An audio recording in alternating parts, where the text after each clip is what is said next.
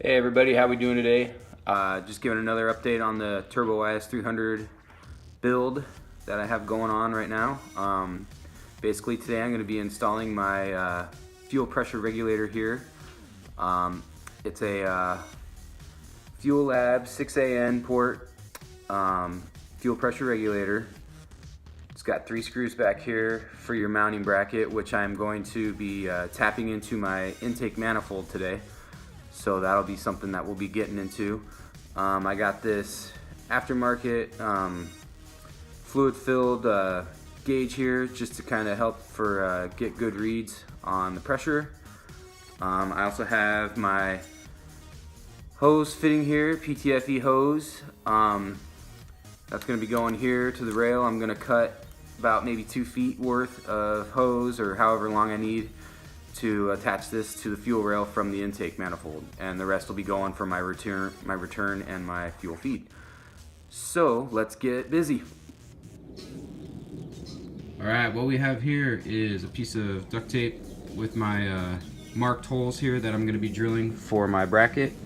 I went with this location here just because the bracket is going to sit nice and flush right here versus over here. It's got a little bit of unevenness, and if I went back here I would be interfering with the brake fluid reservoir, and plus having it right here is not going to interfere with any of the bolts that you see right here for the future. So I think this is a good spot to go with. So I'm sitting here wondering, do I really want to tap holes into my intake manifold and risk possible problems or fitment problems after it's already been done? I thought to myself, there's got to be a better way. There's got to be a different solution. Maybe not a better way, but definitely a different way. And I decided that I was going to saw down my bracket. Me and my stepdad, we grinded this down with the saw. I drilled out a bigger hole. It's going to go right here in this existing bolt hole to the manifold instead.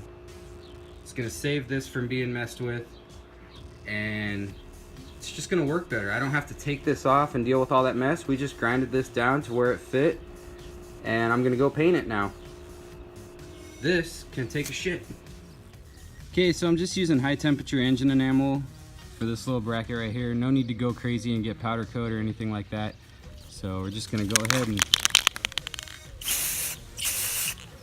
give it some easy coatage right there and walk around. I like my makeshift paint holder here. Get both sides pretty good.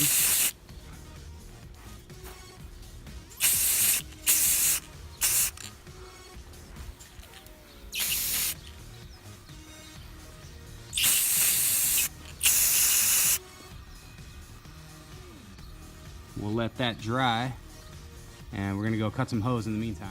So I went ahead and measured my hose length that I'll need from my fuel rail to fuel pressure regulator, and it's about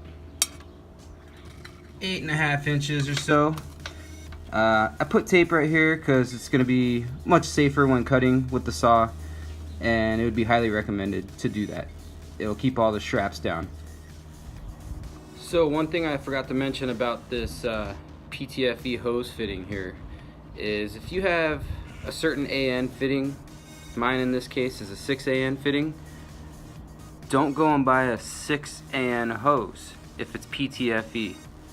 Go one size smaller, because you have to get this piece here to slide over the inside rubber, and if you get the same size, then there ain't no sliding over anything. So make sure you get one size smaller than your actual fitting over here. All right. Okay, mount is painted and on. We are now going to put the fuel pressure regulator in place.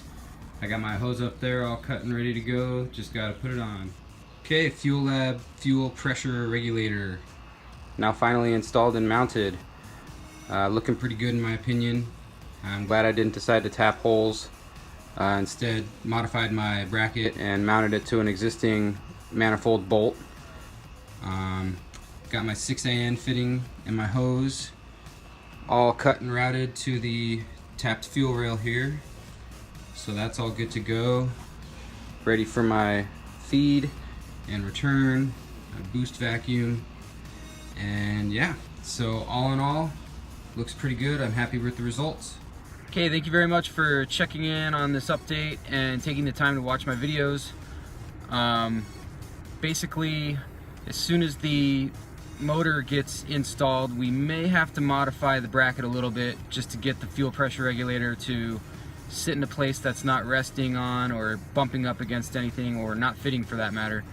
I do believe that it is going to stay where it is. It just may need to be raised a little bit, but we won't find out and know for sure until we install the motor in the car. So in the meantime, hit the like button, leave a comment, subscribe to the channel, and keep checking back. Thank you very much.